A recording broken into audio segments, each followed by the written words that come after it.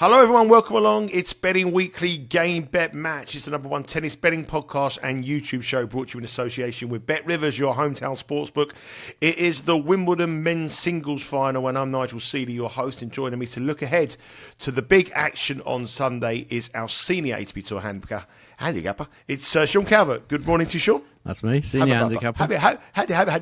That's me. Couldn't get it out there. You're right. How are you, mate? Right? I'm aching a bit, to be honest. Yeah.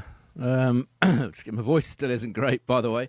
But that aside, I played a bit of paddle yesterday. You know, I like to play paddle on a Friday morning. We played doubles, but at my age, it's still an advanced workout. So a little bit achy, but fit for purpose, I think. Basically. Yep. I've moved across to Berlin. I'm currently in Berlin, in a much nicer hotel than I was in last week in Dusseldorf. I can see you now. Very Couldn't see you expensive before. one. I know. I bet there's a big light on me now. I don't want to be looking at it too much, but it plays some havoc with my eyes. But it's the Euro final, obviously tomorrow over here. But this is my fourth city in 11 days, in my third hotel. I would think that's more than enough Germany for anyone, to be completely honest. I mean, I've been there a few times for the tennis and, for the World Cup 2006, I think it was. I've seen a few cities. Yeah, I'm not going to be going back anytime soon, I'll be honest. I think I've seen it all now. Have you noticed any discernible difference between the cities? They all feel about the same to me. Yeah. They're all. It's a weird place actually because it just feels as though it feels edgy. Everywhere it's sort of graffiti on the wall, and it's a little bit edgy. People are walking around, and I just think, I haven't seen one bit of problems, but it gives a kind of edgy feel to the city. But anyway, that's probably to do with the football, isn't it? And the no, I don't know. The crowds. I think I saw it. There's no one here yet. I saw it kicking off with the Dutch and the English a little bit in wherever you were. Was it Dusseldorf? That was in Dortmund. It both begins with a D, and both in Germany. Yeah. I've not been to Berlin, so I know absolutely nothing about Berlin. But the places I've been: Stuttgart, Hamburg, a couple of other places in Germany. It's not got much that makes you think, I've got to go back there again. Not for me, anyway. Cologne was fantastic. Anyway, that's the highlight. The day to Cologne city is beautiful. I thought that was the number one place I've been to. Anyway, let's talk about the football. They've got the Euro 2024 final. There is a show on that, previewing that final with myself, Dan Roebuck and Steve Wiss. You'll be able to get that on Betting Weekly Studios if you want to watch that. But this is a tennis show, and it's all about the men's singles final at Wimbledon. And surprise, surprise, it's Carlos Alcaraz against Novak Djokovic. These are, though, Sean, the two players that I, in particular, wanted to fade. I thought Djokovic is a fade, Alcaraz is a fade after winning the French Open, and they're in the final. You would think that would be the case, wouldn't you? Not many people win the French Open and Wimbledon back-to-back. Very few. I don't know about the women's side, but on the men's side, it doesn't happen that often because of the short turnaround between the two tournaments, the switching surfaces, particularly because it was Alcaraz's first French Open. He obviously went off to Ibiza and he had fun and celebrated it and all the rest of it. Came back, lost early at Queen's to Jack Draper. You sort of thought that maybe the energy isn't quite there, which is understandable, which is the norm normally for French Open winners. They're normally a little bit flat when it comes to Wimbledon. But in all honesty, Alcaraz hasn't played that great. He's played in patches. We'll come on to that in a minute. And Djokovic, I don't know how you could have backed him at what price was he, about 4-1 or something like that? Yeah, he wasn't even the guy's list. just gone to knee surgery. He's just had knee surgery, which is supposed to take you, I think they say 3 to 8 weeks or something, the recovery time. He had that operation about 3 weeks ago, and now he's in the Wimbledon final. I know he hasn't played much. He's only played one top 20 player, which was Rune, and Rune played anything other than the top 20 play, barely looked top 100 that day. So he has had quite a comfortable passage through, but you're right. I could see why you weren't keen, and I wasn't keen either on either of these two. Djokovic is just some sort of medical phenomenon. You wouldn't expect, and he's 37. Taylor Fritz had a similar thing, didn't he? I think he had the same operation at the French a couple of years ago, and then went to Wimbledon, and everyone was like, "Oh my God, he's playing!" And he won a couple of matches, and then I think he lost in about the third round or something, and everyone was saying how brilliant it was that he'd done that. And now Djokovic at 10, 12 years older, whatever he is, not only has he done that, but he's got to the final, and he might well win it. So I think I said at the start of the fortnight, if he wins this, it would be one of the most remarkable achievements of his career, and I think it would be, to be honest. When you consider that career, and this is going to be his 8th Wimbledon title as well. I mean, it's an astonishing career, and it seems to get better and better with age. Unlike myself and you, Sean, I believe there. If we look at the record here, mate. I mean, these two players have made 6 times before. It's 3-3, but one of them was in a sort of an exhibition match, which we're not really going to take too much into it. But 5-2, and it's a repeat of last year's Wimbledon final. If you look at their careers now, before we come on to the odds, you look at their careers now in a year. You would say that, I don't think Alcaraz is a better player than he was last year. I think he's probably tailed off a little bit more than he was last year, and Djokovic has tailed off a little bit. So, is that a sort of representation of men's tennis as we stand now? I think with Alcaraz, he's a very difficult guy to read because he's not been playing that great. As I said, this Wimbledon, he's been playing well at times, but only when he's been behind. He started nervously. I mean, I'm criticising him. The guy's just won the French Open and he's possibly about to win Wimbledon. So he's not doing too much wrong. But I think the general quality of this tournament hasn't been that great. And I think it's because a lot of the top players, a lot of the guys we were talking about as potential winners and guys that would pose a serious test to these two, all fell by the wayside with injuries. The de Minaurs, the Zverevs, Hurkacz, all those guys, Dimitrov, the list goes on and on. They all got injured. So I don't think this Wimbledon's going to it's not going to stay in the memory too long, I don't think. This final may turn out to be a classic, and that's what they'll talk about for a couple of years or whatever. But I don't think it's been great quality, and Djokovic is doing the best he can on one knee in 37 years of age. So he's got to the final. So I don't think either guy's playing their best tennis ultimately, but we may well see their best tennis in this final. Who knows? It was the final, as I said, last year, which Alcaraz come through in 5 sets, an epic match there, produced 52, I think, was it 46 games, I think it was in that final. If you look at their previous matches before, they've gone the distance. A lot of them, out of the 6 matches they've played, 5 of them have gone into longer than straight sets. Only 1 straight set win for Djokovic back in 2023 when he won in the Masters Cup 6-3, 6-2. But in the semi-final of the French Open, Djokovic won 3-1 in that crazy match where Alcaraz, completely went in set 3 and 4. The Wimbledon final was a 5-setter. In Cincinnati, 5-7, 7-6, 7-6. So you would expect this to be a long match, and you would expect this to be probably the best match of a tournament, which, as you said, hasn't lived up. Let's have a look at the odds on those markets. Alcaraz is the favourite here at -150 currently, +120 for Novak Djokovic. The spread is 1.5, and -118 for Alcaraz, giving up the 1.5. And Djokovic receiving the start. You don't usually get that in Djokovic matches. He's +107. And the total there, as I said, they're high. They're 41.5 with over -108 and under -118. It's going to be tight, isn't it? I mean, the early money move has come for Djokovic. I think people just have to look at the price and think, I'm betting +120 about Novak Djokovic. I'm not going to get that opportunity. Well, I haven't had the opportunity many times to back the Serbian at these kind of prices, and I've got to take it. That seems to me where the market is going. There has been a little bit of money for Djokovic in the sort of the early skirmishes. I don't think the -150 Alcaraz is going to attract many bettors. No, I think you'll get better in play than that.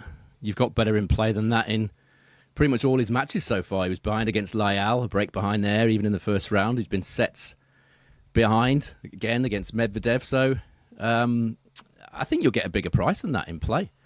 He is playing in patches, Alcaraz. It's really hard to read. His first serve hasn't been that great.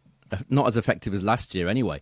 First serve percentage, he won 76% last year at Wimbledon. This year he's down at 72%. And if you look at his service points won and return points won total, this year, that's also down.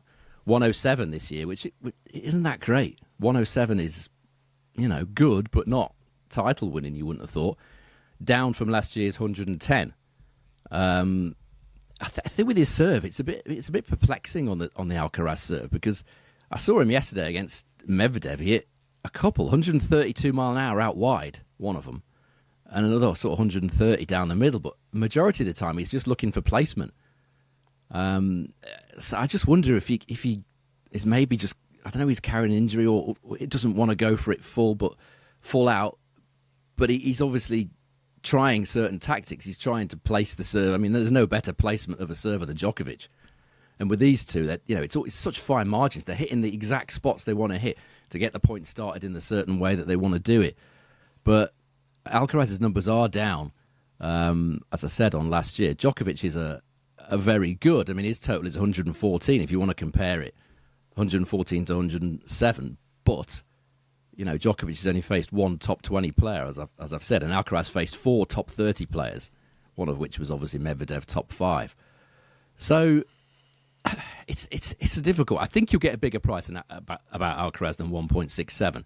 You could also take a bet if you could find it something like Alcaraz to lose the first set and win the match. Something like that would perhaps appeal to me, because he talked again yesterday about being nervous against Medvedev, and he did look kind of nervy or just not playing great against Medvedev at the start. Medvedev played very well in the first set. Deserved to win it. So every Alcaraz match, you've basically got a better price in play than you have at the start. I think that's going to be the case again here. It's kind of difficult to see either player winning this comfortably, isn't it? Neither man's playing their best tennis for me. Djokovic probably, obviously because of his age and the fact that he's hampered by that knee issue. But should we talk about the head-to-head? Just talk about that for a minute. Yeah, I mean, I would just before we come on to that, I would say that I think Djokovic is, when he turned on the crowd against Holger Rune, I think he's played better. I thought yesterday against Musetti, I was watching that match at the airport, and he was sensational. His returning of serve and his serving was absolutely unbelievable. And I would say that he's got better as the tournament's gone on, whereas Alcaraz has, like you say, played in patches. But it's like he's pumped up for this tournament like I've never seen before with Novak Djokovic. I don't know whether his family are there and he's sort of taken and wants to show the kids for the last time that his dad, he can win something when they're at an age that they can actually appreciate what he's doing. But there's something in Djokovic's tournament where I just see a little bit different. The determination seems a little bit more desired to prove to the world wrong. And if it got down to a tight match, and it got down to, which we expected, it got down to a slightly nervy match, and I do think Djokovic potentially heading into a fifth set here wouldn't surprise me, even though he's the older man. It wouldn't surprise me to see him actually go be a pick'em or a slight favourite with Djokovic heading into 5, given the experience and the way that Alcaraz has folded in big winning positions before against Novak Djokovic, when nerves have got to him. Yeah, I mean, with Alcaraz, though, his fifth set record is great, isn't it? I haven't got it to hand, but a lot of people have talked about it. I think he's won the vast majority of his fifth set matches. You wouldn't expect a 37-year-old to outlast a 21-year-old in a fifth set. This is Novak Djokovic. This is not me or you, Sean. Well, even so, I mean, 30. So even before this injury, it's not like Djokovic was playing great this season. Even before the injury, it's a really difficult one. I think it's a great match for trading. I think if you perhaps want to get on Djokovic at the start and then trade it from there, that's certainly an option. Because I'd say I'm not sure you're going to get. Sorry, I am pretty sure that you're going to get a bigger price on Alcaraz than the minus 150 you're getting at the minute. I mean, just going to the head. What price would you? Is it one of the matches that you would you take a pre-match position now on Djokovic at plus 120 and hope that you can get plus money on Alcaraz, or would you just not have a bet now and have a bet at the in play? You pay your money and you take your choice. I think if you're an Alcaraz backer, if you feel like Alcaraz is going to win, I would certainly wait. I certainly wouldn't take that minus 150. I think you probably get a bigger price on both of them in play if you're prepared to wait and then enter the market at what you feel is like the right time. You could start with Djokovic and then trade it from there. I think that would be the best option of the two. As I said, I think Alcaraz, you'll definitely get bigger than the minus 150. Yeah, before we come on to the breakdown of the headset, just to let you know, both Sean and I think this could go to a long match. And remember, Bet Rivers is your final opportunity to get involved on the Bet Rivers offer. Bet Rivers is offering Wimbledon live bet insurance all tournament long. Each day, Bet Rivers will insure your first Wimbledon in-play bet of the day and give you up to 50% of your bet back in bonuses if your bet loses.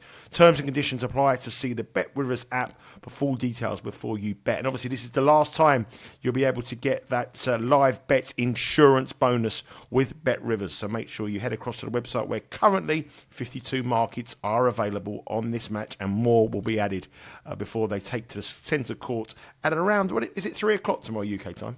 Is it good question. It's normally around about 3, isn't it? Yeah, I think so. I think it's what's that, 7? Yes, it's about 7, 8 o'clock Eastern time tomorrow morning. So make sure you get some of these bets, or some of these. Have a question to the app and have a look at the app nice and early before they take to the court. Sorry, Sean, you're going to break down the head-to-heads and give us some more details on those head-to-heads. Yeah, it poses more questions than answers, to be honest. But if you look at the head-to-head over the last 12 months, the last 3 matches that they've played, the Wimbledon one here last year, the one in Cincinnati, and the one in Turin, which I don't think is that relevant because Alcaraz wasn't really fit on that particular occasion. It's Djokovic 102-98 leads in terms of the service points won and return points won totals.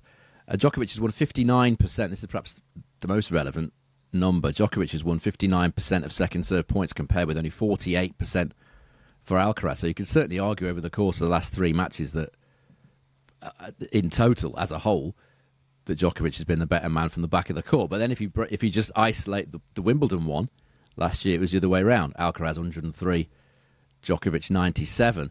And Alcaraz won 70% of his first serve points that day a year ago. Djokovic only won 62% on his first serve. So Alcaraz dealt with the Djokovic first serve really, really well that day. That's obviously going to be a key battle again. So on the stats, there's not much that suggests Alcaraz minus 150. I think they're just the market's just, they're looking at this and going Alcaraz, 21-year-old absolute beast, physical fitness, whatever. Djokovic 37 with a dodgy knee. Let's make Alcaraz slight favourite. I would probably have it slightly closer, to be honest. I'd probably have in decimal. I'd probably have Alcaraz more like sort of 1.8ish. But I'm not the one. I'm not the one setting the odds. But yeah, those are the head-to-head stats. Yes, that means that Sean is giving Alcaraz around about 55% chance of winning in this match, which is equivalent of minus 125. So currently that plus 120 on Novak Djokovic is a little bit of value, but the best place to play is to play it in play and get that insurance bet as well, which is a great opportunity for you to do if you are going to play in-play betting. Obviously, Alcaraz, Spain are in action against England at the Euro 2024 final same day. If it goes 5 sets, he might miss kickoff. So Djokovic might be thinking what's going on here in Berlin rather than what's going on at Singapore. But if you want to bet the double, the Spanish double, it is plus 177. So Alcaraz to win the Wimbledon Championships and Spain to win Euro 2024. That's in regular time penalties just to lift the trophy. Plus 177 with Bet Rivers. We don't want that cash in, do we? Could be a great day for Spain, couldn't it? Could be a terrible one, by the way. Hopefully not. Hopefully not. Hopefully not. Please, no. I don't mind Alcaraz winning, but no, we can't be having any Spanish celebrations over here. I don't want to be having Vamos here. There was Vamos being shouted about this. Are there many Spain fans there, by the way? I haven't seen one. Did you see my flight coming out yesterday? The flight. All the people on the flight. No, they were all English, were they? I got on the flight. There was 2 England internationals queuing up next to me, David James and Sol Campbell. Then Mikel Silvestre, who played for Arsenal, Manchester United. I remember him, yeah. Then Mendieta, the midfielder for Spain. Oh, yeah. Then we had Robbie Keane, come on. Then we had Patrick Kluivert, and then we had Arsene Wenger, all on my flight. Eurowings flight. It was like a $70 flight. That lot and you. And mate, they were all asking me for selfies, every one of them. I said, listen, Arsene, I just want to get to the below. I don't want to be having it. But it was incredible. I haven't seen. You asked you a question. I haven't seen one Spanish fan here.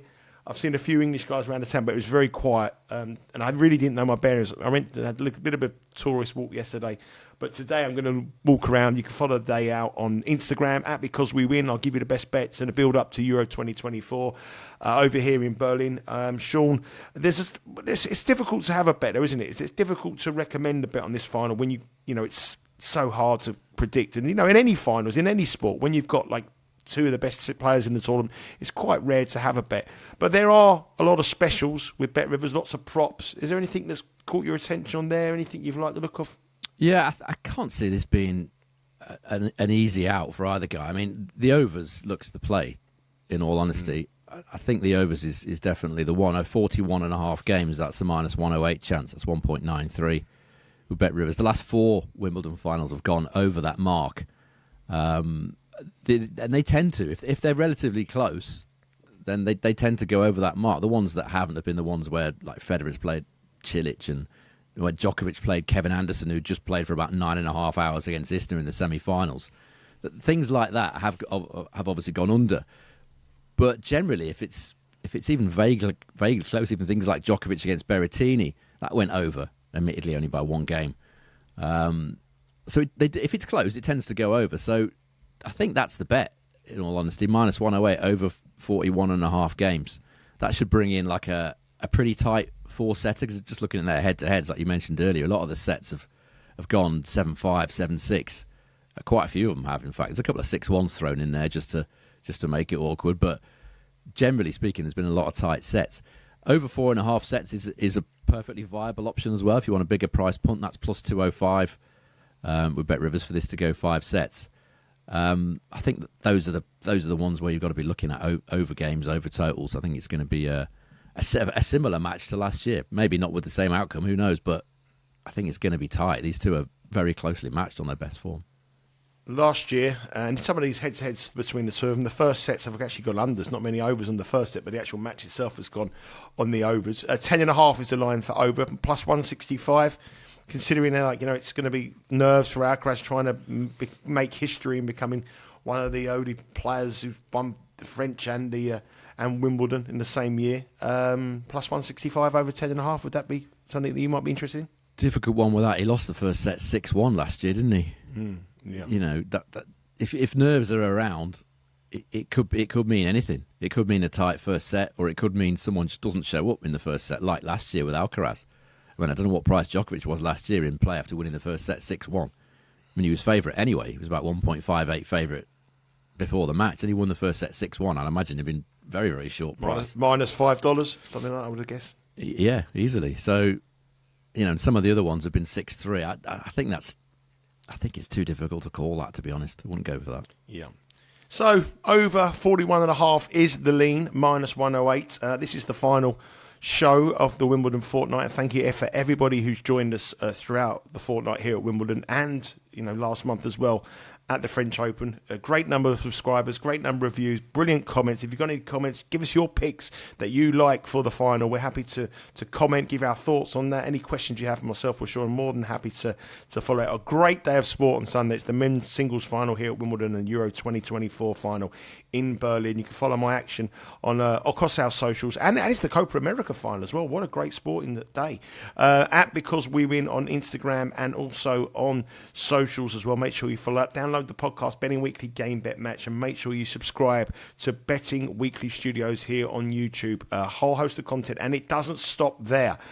Tomorrow it's going to be a bumper show. We're going to have 4 tournaments. Hopefully there's some nice odds around before I had to head off to the Olympic Stadium. But 4 tournaments tomorrow, Sean. It's a bumper. There's no rest for the wicked, my friend. Really no isn't. Rest for the wicked.